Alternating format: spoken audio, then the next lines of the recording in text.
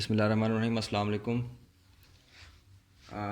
आज जो है हम वो चैप्टर 11 का जो नेक्स्ट टॉपिक है वो डिस्कस करेंगे, जो कि क्लास 10th फिज़िक्स का है। That is characteristics of sound, के साउंड की कौन कौन सी कैरेक्टरिस्टिक्स होती हैं। तो फर्स्ट ऑफ ऑल जो साउंड की पहली कैरेक्टरिस्टिक है दैट इज़ लाउडनेस। अच्छा, अब लाउडनेस क्या होती है? लाउडनेस होती है साउंड की वो करेक्टरिस्टिक जिससे हम किसी लाउड और फेंट साउंड के दरमियान हम ये डिस्टिंग्विश करते हैं कि साउंड लाउड है या फेंट है। सो लाउडनेस क्या होगी? That is distinguish between loud and फेंट साउंड। ठीक है, कि वो करेक्टरिस्टिक ऑफ साउंड की जिससे आप लाउड और फेंट साउंड के दरमियान डिस्टिंग्विश कर सकें कि ये साउंड लाउड थी या फेंट थी, that is known as loudness. अच्छा, अब लाउडनेस जो है ये बहुत सारे फैक्टर्स के ऊपर डिपेंड करती है। जैसे इसका जो जो फर्स्ट फैक्टर है जिसके ऊपर ये डिपेंड करती है that is amplitude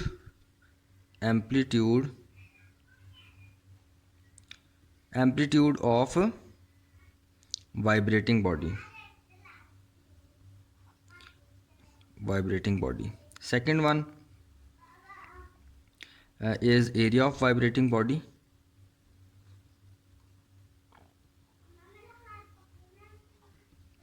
Area of vibrating body.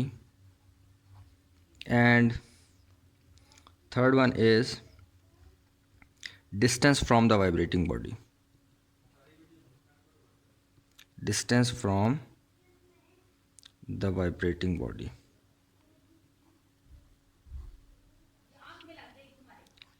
ठीक है, तो ये तीन फैक्टर्स हैं जिसके ऊपर जो है ये जो लाउडनेस है वो डिपेंड करती है।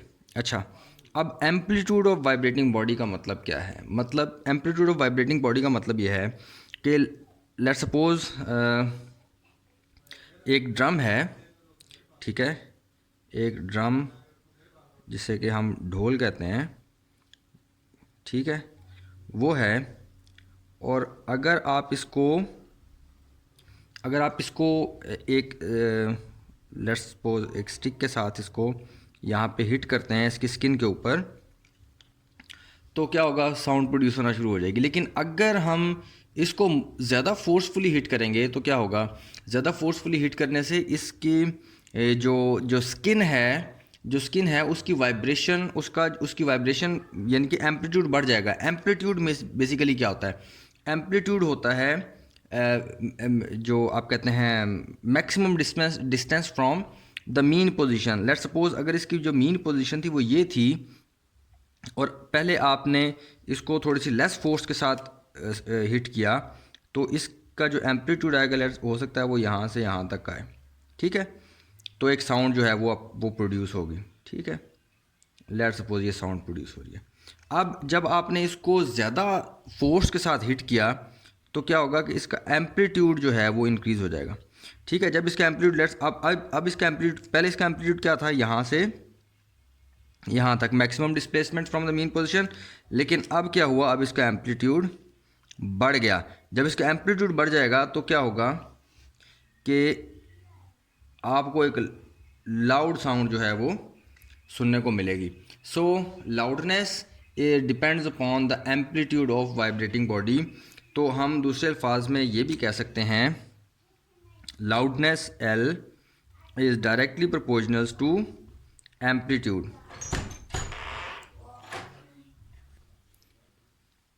Amplitude of vibrating body, B से let's suppose that is vibrating body.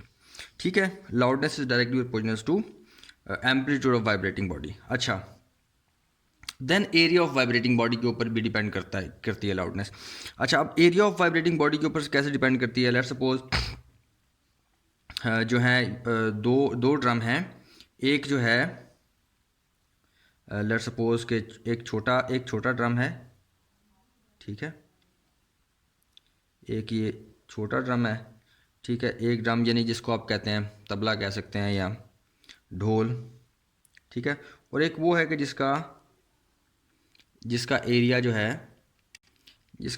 है वो बड़ा है, ठीक है। अब ये इसका जो सरफेस एरिया जो कि ये है और इसका जो एरिया है वो बड़ा है, ठीक है। तो अब लाउड साउंड कौन सा प्रोड्यूस करेगा? अगर आप इसको सेम फोर्स के साथ हिट करें, अगर आप इसको सेम फोर्स के साथ हिट करें तो क्या होगा कि इससे जो साउंड प्रोड्यूस होगी वो loud sound as same force से हिट करें, इससे ज़्यादा लाउड साउंड प्रोड्यूस होगी इस वाले ड्रम से, जिसका कि एरिया बड़ा होगा। तो हम ये कह सकते हैं कि loudness is also directly proportional to area of vibrating body.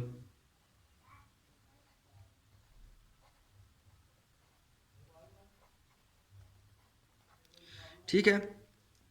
अच्छा, और अब जो उसके बाद जो इसकी थर्ड करेक्टरिस्टिक है, जो लाउडनेस की जो थर्ड चीज़ जिसके ऊपर डिपेंड करती है, that is distance from the vibrating body. अब distance from the vibrating body मतलब distance from the vibrating body ये है कि लेट्स सपोज कि एक जो बंदा जो कि लेट्स सपोज अगर क्लास में आप या आप किसी हॉल में बैठे हैं, विदाउट स्पीकर आप बात कर रहे हैं, तो वो बंदा जो कि लिसनर जो कि स्पीकर जो कि बात कर रहा है, जो बोल रहा है, उसके अगर वो ज़्यादा करीब बैठा है तो उसको ज़्यादा लाउड साउंड जो है वो सुनने को मिलेगी as compared to the person जो कि एट द बैक बेंचेस के ऊपर बैठा हुआ है, ठीक है। तो लाउडनेस जो है वो डिपेंड करती है distance from the vibrating body के ऊपर। तो हम इसको ये भी कह सकते हैं कि loudness is inversely proportional to distance from vibrating body, ठीक है। तो जो लाउडनेस है वो इनवर्सली प्रोपोर्शनल होती है डिस्टेंस फ्रॉम वाइब्रेटिंग बॉडी से अच्छा, अब एक और चीज़ भी है कि जो लाउडनेस है साउंड की, ये that also depends upon the physical condition of year, ठीक है। एक और चीज़ है जिसके ऊपर ये डिपेंड करती है, that is physical condition of year. Physical condition of year के ऊपर भी जो लाउडनेस है वो डिपेंड करती है। हो सकता है एक बंदा जिसके जो ईयर्स हैं वो डिफेक्टेड हैं, तो as compared to the person जिसके कान जो हैं वो ठीक हैं, तो उसको ज़्यादा लाउड साउंड सुनाई देगी, लेकिन जिसके कान डिफेक्टेड होंगे उसको वही साउंड जो है आप कहते हैं फेंट सुनाई देगी, ठीक है। तो loudness also depends upon the physical condition of the year, ठीक है। देन सेकंड करेक्टरिस्टिक जो है वो साउंड की, that is known as pitch, ठीक है।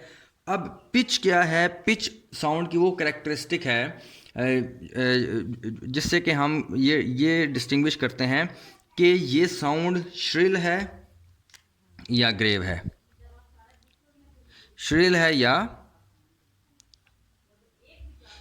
है या ग्रेव साउंड है। पिच हमें बेसिकली ये बताती है, ठीक है। अब एक और जो रिलेशन होता है जो पिच और फ्रीक्वेंसी में, जो कि अमूमन क्वेश्चन पेपर में भी पूछा जाता है, ठीक है, कि भाई पिच में और फ्रीक्वेंसी में क्या जो है वो रिलेशन है। तो पिच जो होती है that is directly proportional to frequency, यानी कि अगर आप पिच बढ़ाएंगे तो फ्रीक्वेंसी भी बढ़ जाएगी, यानी और पिच कम होगी तो फ्रीक्वेंसी भी जो है वो कम होगी। ये डायरेक्टली प्रोपोर्शनल है। इसी तरह जो अगर पिच जो है वो आप कह सकते हैं लो होगी, अगर पिच लो होगी तो फ्रीक्वेंसी भी लो होगी, तो ये आपके पास ग्रेव साउंड आएगी, ठीक है। जैसे कि जो मैन की साउंड होती है या मर्दों की जो आवाज़ होती है वो बेसिकली वो लो पिच की होती है, ठीक है, भारी जिसे हम कहते हैं। और जो बच्चों या जो वुमेंस की साउंड होती है वो क्या होता है, वो हाई पिच होती है, हाई फ्रीक्वेंसी की साउंड होती है, ठीक है। और वो इसलिए वो श्रिल जो है वो साउंड हमें सुनने को मिलती है, ठीक है। देन एक थर्ड एक और जो करेक्टरिस्टिक है साउंड की, that is known as quality, ठीक है। क्वालिटी अब क्या, कौन सी करेक्टरिस्टिक है साउंड की? अब क्वालिटी वो करेक्टरिस्टिक है, फॉर एग्जांपल अगर दो बंदे एक रूम के बाहर खड़े आपस में बातें कर रहे हैं और वो आप उनको जानते हैं, तो आप बासानी उन दोनों की साउंड्स के दरमियान जो है वो डिफरेंस कर सकते हैं कि एक बंदे ने क्या बोला और दूसरे बंदे ने क्या बोला। वो वो जो करेक्टरिस्टिक है साउंड की जिससे हम सेम पिच, सेम फ्रीक्वेंसी और सेम लाउडनेस की जो साउंड्स हैं, उन दो डिफरेंट साउंड्स में हम जो है वो डिस्टिंग्विश कर सकें, that characteristic of sound is known as quality, ठीक है। अच्छा, देन फोर्थ जो करेक्टरिस्टिक है साउंड की, that is intensity, that is intensity, ठीक है। अब इंटेंसिटी क्या होती है? इंटेंसिटी होती है बेसिकली कि आप कह सकते हैं कि कितनी साउंड जो है वो इंटेंस है, यानी कि आप कह सकते हैं कितनी साउंड एनर्जी लेट्स सपोज अगर आपके पास ये एक एरिया ज्यूम कर लें, इसमें से कितनी साउंड एनर्जी पर सेकंड पास कर रही है, ठीक है। कितनी साउंड एनर्जी इस एरिया में से पर सेकंड, यानी कि एक सेकंड में इस एरिया में से कितनी एनर्जी, यूनिट एरिया में से कितनी एनर्जी पास कर रही है, that is known as intensity of sound, ठीक है। और हमें पता है कि जो एरिया होता है वो यूनिट एरिया की बात करें तो वो मीटर स्क्वायर में आएगा, ठीक है। जो एरिया आएगा वो मीटर स्क्वायर में आएगा। और कितनी एनर्जी, तो हम उसको हम कहते हैं कि वॉट पर मीटर स्क्वायर। तो ये बेसिकली यूनिट आ जाता है साउंड इंटेंसिटी का, कि कितने वॉट एनर्जी एक सेकंड के अंदर एक यूनिट एरिया में से पास करती है, that is known as intensity of sound. और अगर आपको ये वॉट पर मीटर स्क्वायर याद रहेगा तो आप आसानी इसकी डेफिनेशन को भी याद रख सकते हैं।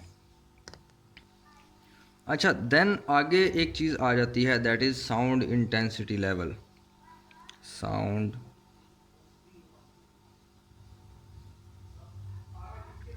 इंटेंसिटी लेवल, ठीक है। अच्छा, साउंड इंटेंसिटी, अगर करेक्टरिस्टिक ऑफ साउंड का क्वेश्चन आता है तो आपको सिर्फ उसमें ये 4 करेक्टरिस्टिक्स लिखनी हैं, जिसमें कि सबसे पहले लाउडनेस है, वो किन फैक्टर्स पे डिपेंड करती है, देन पिच, देन क्वालिटी और इंटेंसिटी। तो ये sound intensity level, that is आपको अगर क्वेश्चन लिखने को आता है तो उसमें साउंड इंटेंसिटी लेवल नहीं लिखते, ठीक है जी। अच्छा, अब साउंड इंटेंसिटी लेवल, अच्छा अब देखें जो फेंटेस्ट ऑडियोएबल साउंड है कि जो कि ह्यूमंस सुन सकते हैं, फेंटेस्ट ऑडियोएबल साउंड दैट इज़ आप कह सकते हैं उसकी जो इंटेंसिटी होती है वो होती है 10⁻⁻12 वॉट पर मीटर स्क्वायर। ये इंटेंसिटी है जो कि लीस्ट इंटेंसिटी है जो कि ह्यूमन सुन सकते हैं, ठीक है। और मैक्सिमम जो सुन सकते हैं that is 1 what per metre square. और अच्छा, और ये इतनी ज़्यादा इंटेंसिटी है कि इसको अगर इतनी इंटेंसिटी की साउंड होगी तो वो पेनफुल होगी ये सुनने के लिए, ठीक है। तो ये आपकी ये रेंज आती है basically 10⁻12 to 1 what per metre square. अच्छा, अब ये जो है जो फेंटेस्ट ऑडियोबल साउंड की इंटेंसिटी होती है, इसको हम रेफरेंस लेते हैं और इसको हम इस इंटेंसिटी को बेसिकली ज़ीरो बेल बोलते हैं, ठीक है। इस इंटेंसिटी को अगर intensity 10⁻12 watt per metre square होगी तो this is taken as reference intensity and called the zero bel, और इसको हम जो है वो ज़ीरो बेल कहते हैं, ठीक है। अच्छा, और जो एक्सपेरिमेंटली जो चीज़ कंक्लूड की गई है दैट इज़ कि लाउडनेस जो है that is directly proportional to log of intensity कि लाउडनेस और इंटेंसिटी के दरमियान जो है वो डायरेक्ट रिलेशन है, यानी कि loudness is directly proportional to log of I. अच्छा, हमें ये पता है कि if we want to remove the sign of proportionality and we want to put the sign of equality here, तो हम क्या करेंगे, इक्वल्स टू कोई कांस्टेंट पुट करेंगे, यहाँ पर के है, ठीक है। अब ये कौन सी इंटेंसिटी है, हम बेसिकली हम जा रहे हैं साउंड इंटेंसिटी लेवल के ऊपर, ठीक है। अच्छा, अब ये कौन सी इंटेंसिटी, हम कहते हैं कोई भी अननोन साउंड है, कोई भी अननोन साउंड है तो उसकी इंटेंसिटी क्या है, उसका जो लाउडनेस है एल और उसकी इंटेंसिटी है आई।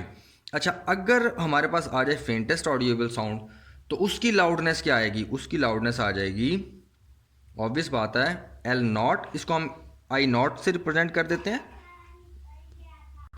तो ये एल नॉट हमारे पास आ जाएगा, दैट इज इक्वल टू के लॉग ऑफ आई नॉट। अच्छा, अब हमने बेसिकली क्या करना है, हमने कहना है कि इस जो साउंड की इंटेंसिटी का क्या लेवल है, तो उसको वो हम फाइंड करने के लिए कैसे क्या फाइंड करते हैं, हमने फाइंड करना है कि लेट्स सपोज ये एक अननोन साउंड है, इसकी इंटेंसिटी इसकी साउंड इंटेंसिटी लेवल कितना है, तो बेसिकली हम इसको माइनस कर देंगे वो इंटेंसिटी जो कि फेंटेस्ट ऑडिएबल साउंड की इंटेंसिटी है, जितनी कि एक ह्यूमन ईयर सुन सकता है, ठीक है। तो वो आ जाएगी एल माइनस एल नॉट, तो ये हमारे पास क्या आ जाएगा, this is you can say sound level, intensity level, sound intensity level, ठीक है। तो ये किसके इक्वल आ जाएगा, दैट इज इक्वल टू के लॉग ऑफ आई माइनस के लॉग ऑफ आई नॉट, के लॉग ऑफ आई माइनस के लॉग ऑफ आई नॉट।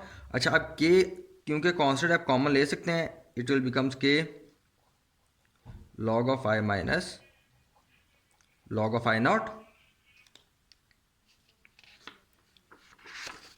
अच्छा जी, तो क्या रिलेशन आया था जी, K is equals to K into L minus L not is equals to के log of I minus log of I not. अच्छा, अब हम लॉग का रूल यूज़ करते हैं जो कि हमने मैथ चैप्टर नंबर 9 के मैथ में चैप्टर नंबर 3 के अंदर हमने स्टडी किया हुआ है कि अगर कोई चीज़ डिफरेंस में आ रही है तो इसका मतलब वो डिवीजन में है, सिंगल लॉग कर देंगे, आई ओवर आई नॉट हो जाएगा, ठीक हो गया। अच्छा जी, तो अब ये L माइनस एल नॉट क्या है, ये बेसिकली हमारे पास इंटेंसिटी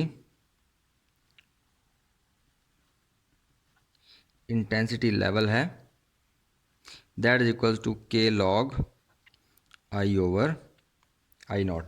अच्छा, अब यहाँ पर के जो है that is constant proportionality and the value of k depends not only on the units of I and I nought but it also depends upon the units of intensity level. अच्छा, अब क्या है देखें जी, अब हम basically के की value को के की जो है वो हम वैल्यू सब्स्टिट्यूट करने जा रहे हैं, ठीक है। अब उसके लिए ये इम्पॉर्टेंट चीज़ आपने जहन में रख लेनी है। अच्छा, कुछ जो है हम सपोजिशंस करेंगे, क्या सपोजिशंस करेंगे, हम कहते हैं कि अगर जो इंटेंसिटी ऑफ अननोन साउंड है अगर वो इक्वल हो जाए 10 times the intensity of faintest audible sound, तो हम क्या कहते हैं कि ये जो हमारे पास जो अगर i is equal to 10 I not हो जाए तो इंटेंसिटी लेवल हमारे पास क्या आ जाता है, 1 बेल आ जाता है, ठीक है। i is equal to 10 I not हो जाए तो ये 1 बेल आ जाता है, ठीक है। अच्छा, अब यही जो वैल्यूज़ हैं हम यहाँ पे पुट करते हैं, साउंड इंटेंसिटी लेवल क्या आ जाएगा जी, 1 bel, that is equals to के लॉग आई क्या हो जाएगा, 10 आई नॉट, ये वैल्यूज़ हमने कहा था i is equal to 10 I nought, तो वो 1 बेल हो जाएगा, 10 I nought over I nought cancel, which is equals to के लॉग ऑफ 10, ठीक हो गया जी। लॉग ऑफ 10 हमें पता है 1 होता है, तो k इज इक्वल्स टू 1। ये सपोजिशन करने के बाद k की वैल्यू जो हमारे पास आ जाएगी दैट इज़ 1, तो साउंड इंटेंसिटी लेवल फिर हमारे पास क्या आ जाएगा। अब इसको क्योंकि ये तो हमारे पास इस अगर रेशो ले रहे हैं तो यूनिट्स तो कट गई, तो अब इसकी जो यूनिट है वो हमने बेल रखी, तो k की वैल्यू फिर क्या आ जाएगी 1, तो ये हो जाएगा log I over I naught bel, ठीक है जी। ये एक इम्पॉर्टेंट चीज़ है जो कि आपको जहन में रखनी है, ठीक है। तो ये आ जाएगा log I over I naught bel. अच्छा, आपको कहते हैं bel is large unit, so हम क्या करते हैं, हम इसमें छोटी यूनिट्स यूज़ करते हैं जैसे कि डेसीबल। तो 1 bel is equals to 1 bel is equals to deci मतलब 10, तो 10 डेसीबल्स, ठीक है, डीबीज़ के ऊपर डिपेंड, डीबीज़ होती हैं एक बेल में, ठीक है। तो जो साउंड लेवल इंटेंसिटी लेवल आएगा इंटेंसिटी लेवल आएगा, अगर उसको हम डीबीज़ में लाना चाहते हैं तो वो आ जाएगा 10 log I over I not dB। ठीक हो गया जी। तो ठीक है जी, इसी के साथ आज का हमारा लेक्चर जो है वो कंप्लीट हुआ। इसमें हमने एक दफ़ा रिव्यू कर लेते हैं क्या क्या चीज़ देखी हमने। कैरेक्टरिस्टिक ऑफ साउंड के बारे में बात की हमने, क्या 4 कैरेक्टरिस्टिक ऑफ साउंड होती हैं, loudness, pitch, quality and intensity. ये 4 चीज़ें होती हैं, 4 चीज़ें।